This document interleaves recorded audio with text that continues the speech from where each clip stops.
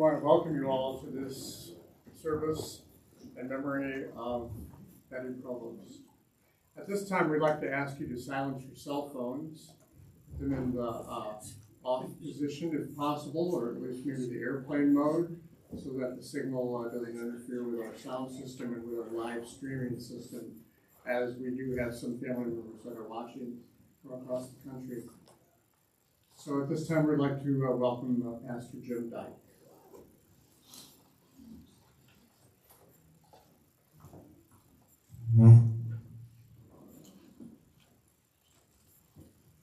Well, look around this room, and this is a really nice tribute to your mom. It really is. And that's all we're doing here today, is just acknowledging the gift that she is. Remember when, now 102, well, you guys got some good longevity genes flowing through your blood. But it doesn't matter how old we are, really. It goes in a heartbeat. And the older I get as a pastor and just meet, lots of people who, who span the decades. Even people who are 102, their last breath comes as a surprise, I think.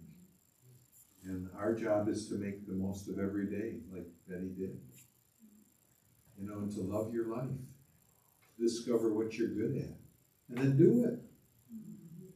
And try to leave people in better shape than you found them. 4 beautiful daughters. She had a son too who died very early in life. And I bet there wasn't a day that went by that she didn't think of that boy. And yet it didn't shape her life. It just opened her heart to compassion for the world. And showing up like you have today when she was needed. So we're here to thank God for her life. Thank God that she found her niche in life, as sister and daughter and wife and mom and grandma and great-grandma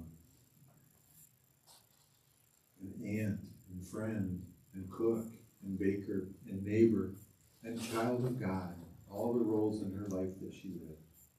So I'd like to invite you, if you'd like, just to find that quiet, tender spot deep inside where you are most at home with God, and allow me to say a real simple little prayer.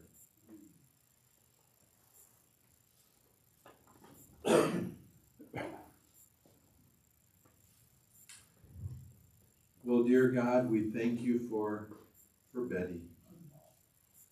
We thank you for all the roles in life that she lived with joy. Not only do we entrust her to you this day, we are so grateful that you've entrusted her to us and to this community and this family for 102 years. And we can only imagine that her son and her husband, Howard, are there on the welcoming committee, and many, many others over the years. So we ask that we remember her as the blessing that she is. And we ask a blessing for her daughters and their families, for Linda, for Mary and Buck, for Cindy and Rock, for Kelly and Leo, for the grandchildren and great-grandchildren and great-great-grandchildren, for the nieces and nephews, and for Sister Thelma, and friends, and neighbors.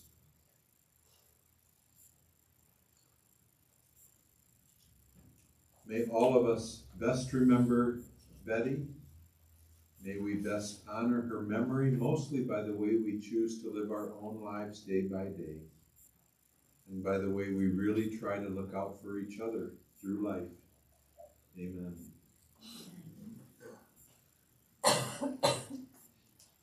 Well, Betty was born right here in Kalamazoo, never drifted too far away, really. She was one of 3 kids, 2 boys and 2 girls and a boy. Grew up on Pinehurst and never really ventured too far from that, residence-wise. Married 76 years. And I imagine that she kept adding the numbers even after Howard died. She loved being your mom. You know, that really was her role in life, her God-given role of being your mom. Of course, being grandma is a lot easier. You can have all the fun and not any of the worry. And she was good at that too. And after the kids proved that they could weather life without her eagle eye, she worked briefly at Jolly Kid Garment and later became a cook, taking care of the old people's meals up at Friendship Village. She never saw herself as an old person. You know, that can be an obstacle for a lot of us. You know, keep finding ways that you can make the world a better place. And that's what she did through life. That's what she practiced. She made her life look easy. Raised the girls on Staples, later on Kaywood for 55, 60 years. Betty was very sweet. She was healthy. She had a marvelous sense of humor. Her sons-in-law teased her unmercifully, and she gave it right back every time. She was good humor. When they were younger, they went to Calvary Bible Church. She loved to china paint. Very, very classy woman. Classy from the inside out. She knew who she was. She wasn't afraid. She was a joy. Lots of fun family vacations when the girls were little. Going up north to the bridge. I tried to tease the girls. You mean before the bridge was built? No, they don't remember that.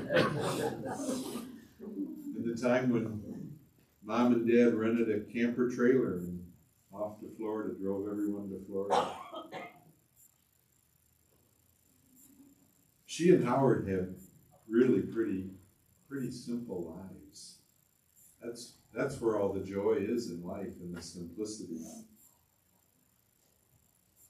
They loved people. They loved their life. They loved their marriage. He was quiet and gentle. He was always calm. The girls never once saw Betty and Howard exchange a harsh word with each other. They probably didn't. Never argued. A lot of important holidays throughout the calendar, but Valentine's Day was pretty high on the list, not just for Howard to shower his bride, the mother of his children, but also the girls too. He'd try to bring them a box of candy as well. The family was everything to Betty and Howard. They liked her sweet tooth. You know, they probably helped Dairy Queen become the successful place that they are. Sherman's Ice Cream was right up there too. Simple pleasures, simple life. They made the most of whatever came their way. You know, we don't argue with life, we learn to adjust, and that's what Howard and Betty have done. That's why their lives are so successful. I found as a pastor that the people who do most of the complaining in life got nothing to complain about. And we're celebrating 2 depression children. who really knew the meaning of family and looking out for each other and looking out for the poor around us. They leave this world in much better shape than they found it because of their lives. So may we each find ways that we can honor their memory, mostly by the way we live our own lives. Maybe by the way we at least don't let anybody see that we're arguing with our beloved, like them. I have a little poem I'd like to read to Betty on your behalf. And just so you know, the world doesn't quite get how you're feeling today. All they see is the number 102. Can't quite comprehend the level of loss that you feel. That she's been your anchor for your whole life. So the poem says, "Dear Mom, our lives will somehow go on without you, but nothing will be the same. In fact, we hide our heartache today when people speak your name. Sad are these hearts that love you, many the tears that fall. And living our lives without you is the toughest part of all. You did so many things for us. Your heart is kind and true. And whenever we needed someone, we could always count on you. Those special years will not return when we were all together. But with the love that's in our hearts, you'll walk with us forever." Then I have a little Bible verse I'd like to put on Betty's heart and use it as a blessing to us. It's from Philippians chapter 4, kind of a modern version. It says, "I want you to be happy." Philippians chapter 4 usually says, "Rejoice in the Lord always." Again, I say rejoice. Kind of a famous quote. But I want you to be happy. What I want is your happiness.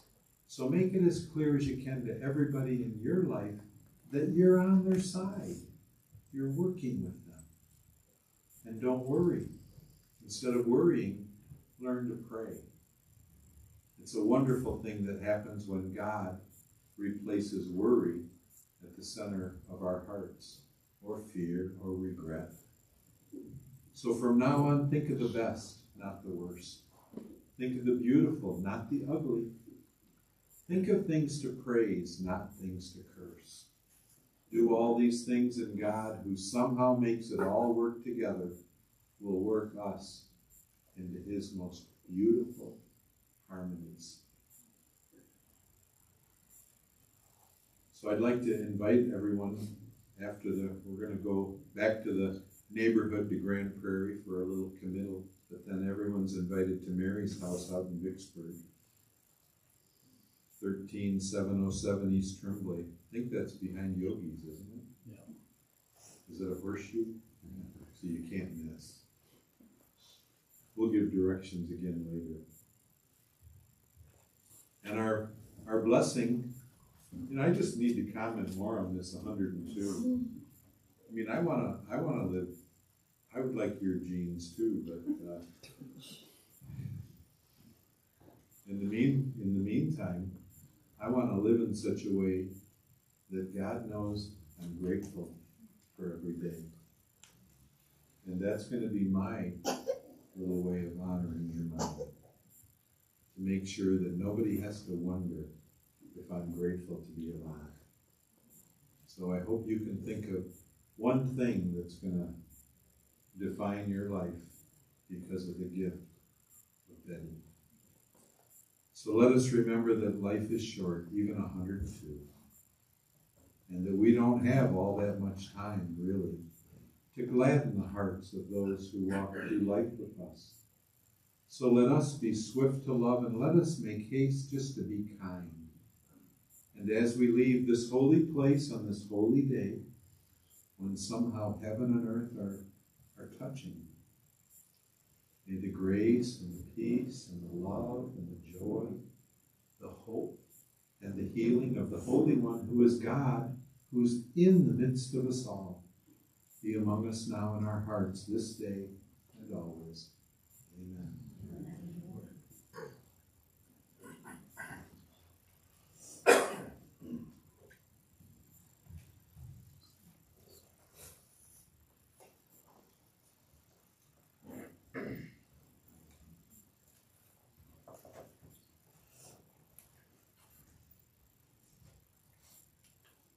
Thank you, Pastor Jim.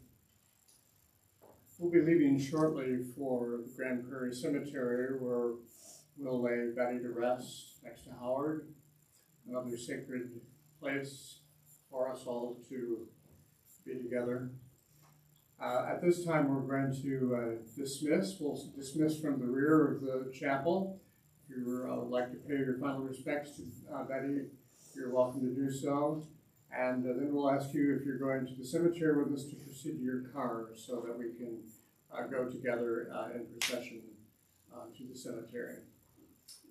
On behalf of Dan Adams, Brad Bell, myself, the entire staff of Joldersma Klein Funeral Home, I just want to take a quick moment to say thank you to the family for the opportunity that's been ours to be of service to you during this time. It's truly been an honor, and we are truly grateful. So at this time, we'll dismiss from the rear of the chapel, and you can pay your final respects before we go to the cemetery. I should add also, we're going to announce this at the cemetery as well, but if you're not going with us to the cemetery, there will be a reception following the graveside service at Mary's house at 13707 East Tremblay in Vicksburg. If you need directions to that, please see me. We'll be happy to give you some directions.